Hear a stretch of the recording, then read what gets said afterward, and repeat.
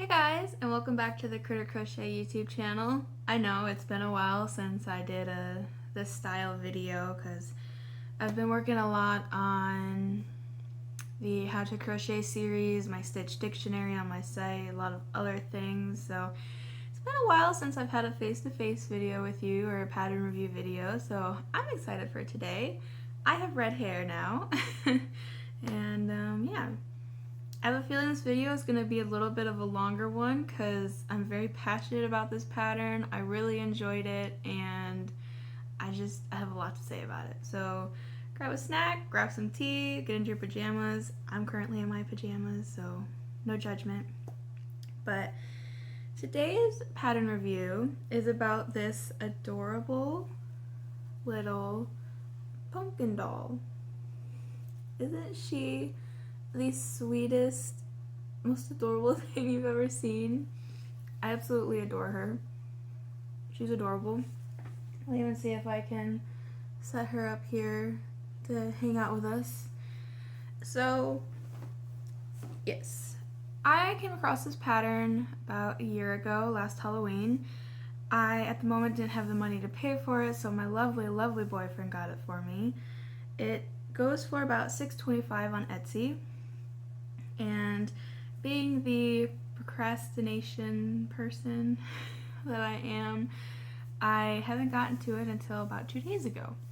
So yeah, I'm actually really glad that I finally sat down to do it, and I'm really glad that she is here and we're here to talk about it. So I have the pattern right here to go through it with you guys step by step and to talk about it, talk about what I struggled with, what I liked about it, talk about, yeah, things about the pattern. This is a pattern review. So this pattern is called Pumpkin Girl. It's a crochet pattern by Sasha Coffer. I will have the pattern linked below as well as the designer. And I also will have my blog written pattern review of this pattern down below as well in the description. So right off the bat, this pattern is labeled as intermediate, which I agree with. I am someone who advocates to crocheters of all levels to attempt patterns of any level because, you know, it gives you a chance to practice things if you've never worked on them, or to learn something new, especially if you're a beginner. Having said that, I do agree with the statement that this is an intermediate pattern. It deals with a lot of slip stitches, which I know is a stitch that a lot of people struggle with, especially like getting the stitch too tight so you can't really work in it, which is what I struggle with. You work in the front, the back loop, yeah, just overall I think a lot of this pattern, it just deals with a lot of detail, a lot of tighter stitches, and some techniques that people just might not be familiar with. So in that regard, I do agree it's an intermediate pattern, but if you are a beginner and you want to attempt this pattern, then go for it. Like, there's no reason that crocheters of any level can't do a pattern just because it's labeled something that they don't consider themselves. So, heading on into the materials required, the designer used fine or sport weight yarn in 7 colors. This project does use a lot of different colors. It doesn't necessarily use a lot of yarn of that color, but I will show you the yarn that I used and how much yarn it is. So, she used yarn from a company called Yarn Art in Elise, I believe. That's how you pronounce it. The yarn that I use for this pattern is all labeled as worsted weight yarn. I'll get more into that. But yeah, she used fine or sport weight in 7 colors, and she used a 1.6 millimeter and a 2.5 millimeter crochet hook. I did not.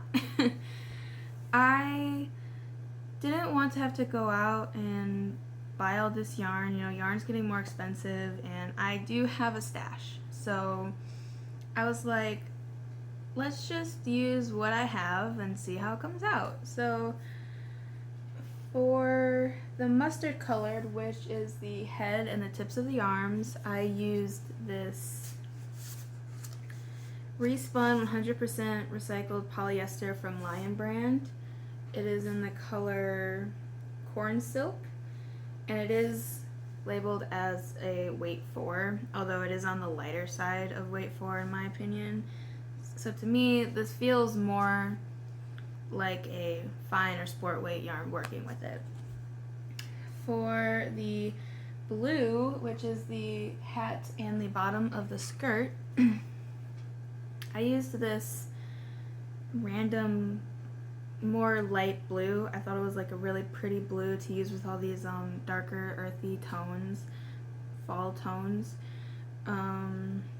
Again, I believe this is labeled worsted weight. I just don't have the yarn tag for it, but again, it feels more like a fine / sport weight yarn when you work with it. For the gray and the green, I didn't have a gray that I necessarily liked, which the gray and the green is used for the stockings, so I used purple and green. I used these two colors. These are worsted weight, and I feel like when I'm working with these, they're on the heavier side of worsted weight. These are just two skeins that were $1 at the dollar store that I got forever ago. I think it's, what's it called? It's like Just Yarn or something like that. I think that's the company. But yes, some Dollar Trees sell yarn for $1. And it's actually a decent quality yarn. I like to work with it, and they have really pretty, like kind of muted pastel-y colors, which I really like. For the black, I just used regular Red Heart Super Saver in black because that's really the only black that I had. If you've ever worked with Red Heart Super Saver, especially the worsted weight, it's definitely a heavier worsted weight, but I don't think it messed with the overall look of the project. For the brown, I used, again, a respun from Lion brand. This is in the color Cider. This is also weight 4. And then for the burgundy, I used this nice red color, also from the respun Lion brand, in the color Amber. So yeah, because I had recently just bought these respun ones a while ago, or a few weeks ago at this point, and they're beautiful colors, especially for the fall. I mean, look at them. And I was just waiting for the right pattern to use them with, and I think that this was the perfect one. So for the hook size, I used a 3.25mm hook for the most part. I usually don't like to go smaller than that when working with worsted weight yarn. I think the smallest I'll go if I need to is like a 2.5, but that can get really messy and hard to work with. And then for the head, the designer recommended using a bigger hook for the head because, I'll get to that later, it's made all out of a slip stitch. So for the head, I used a 3.5mm crochet hook. And then it's just the regular basic materials like scissors, stuffing, a yarn needle, stitch marker. The pins are kind of optional. They're used more for the sewing and the placement. She recommended tiny white beads to put around the mouth and the bat purse, but I wanted to just use the materials that I had available to me, so I didn't use those, and then 2 buttons for the button joints, which I'll get to later. Yeah, so getting into working with the pattern, you do the legs first. So color work does go into the legs to create the stocking, so you alternate 2 rows of the colors that you're using. And then the booties are part of the leg. It's all worked together, so no sewing is involved in that part.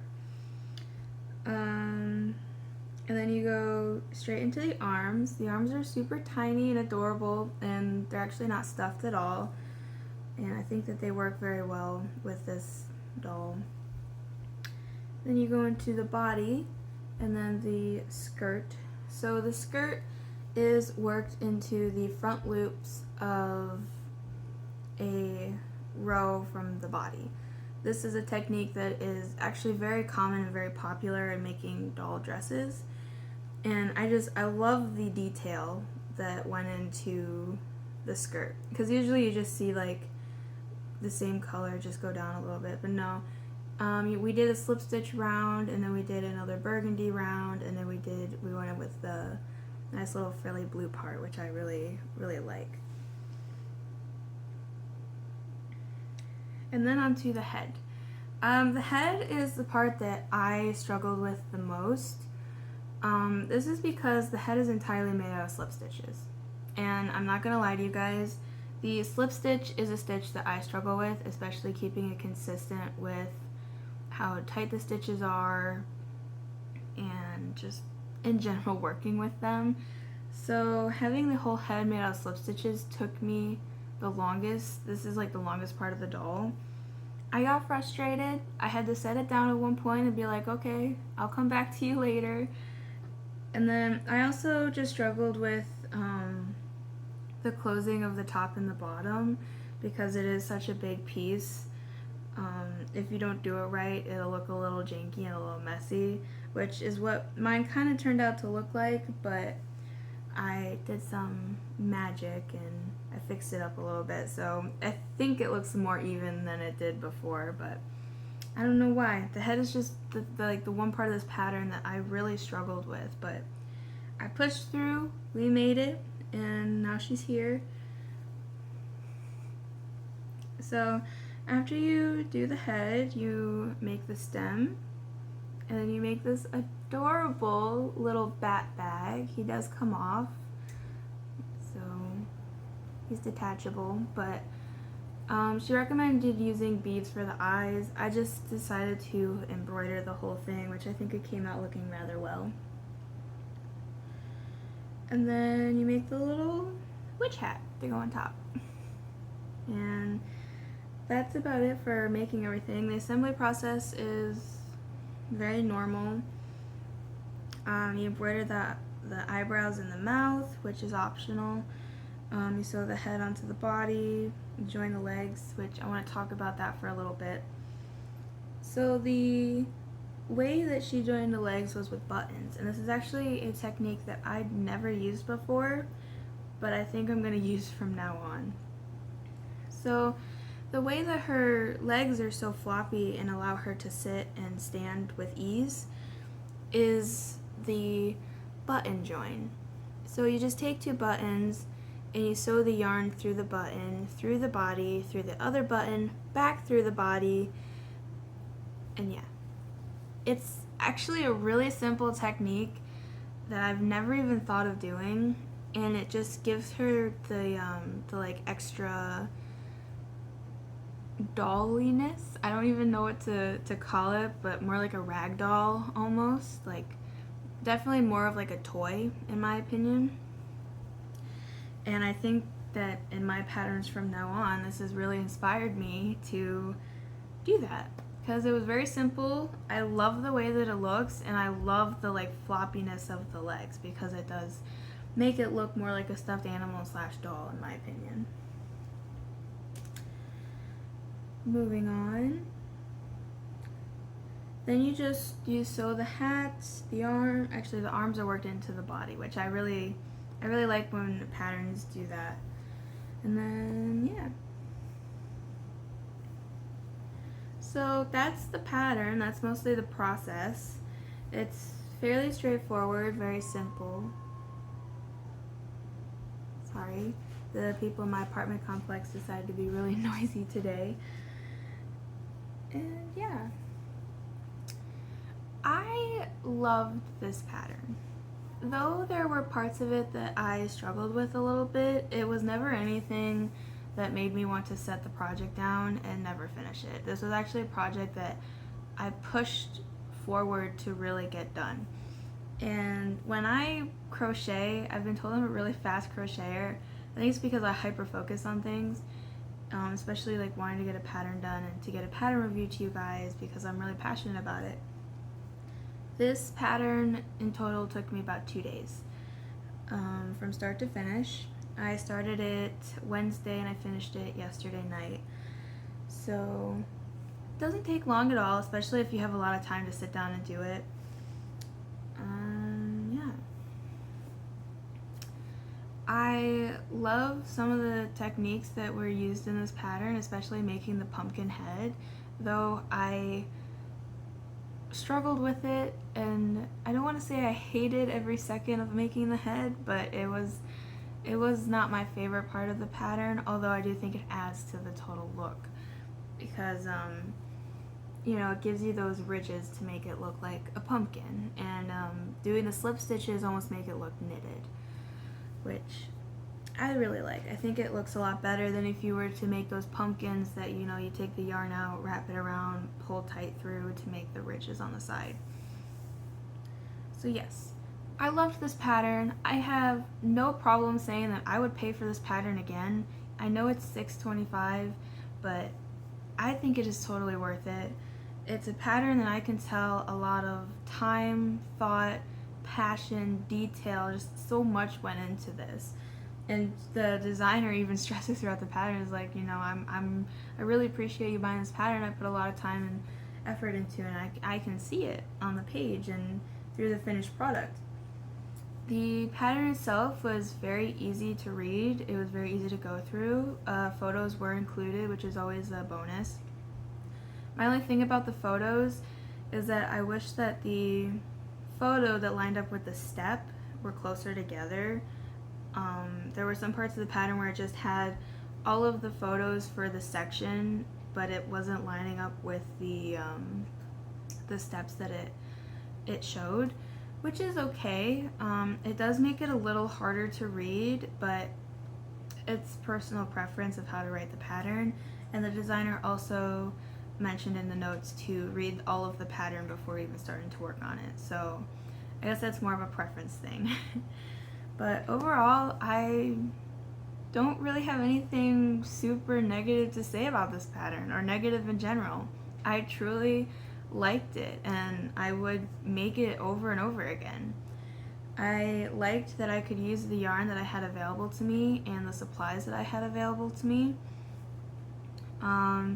And having gone through it with my experience, I used worsted weight yarn with a bigger crochet hook, and I think that it came out looking rather close to the original design. So yeah. She's so cute. I love her. But like I said, I will have the pattern linked below as well as the designer, and I will have my written blog post of the review down below in the description. Go check it out. I highly recommend this pattern. It'll totally start your spooky season off to a good start. It's adorable just to have around the house or to give to someone, especially if there's a fall birthday in your family. It's a really great pattern, and it's worth the money in my opinion.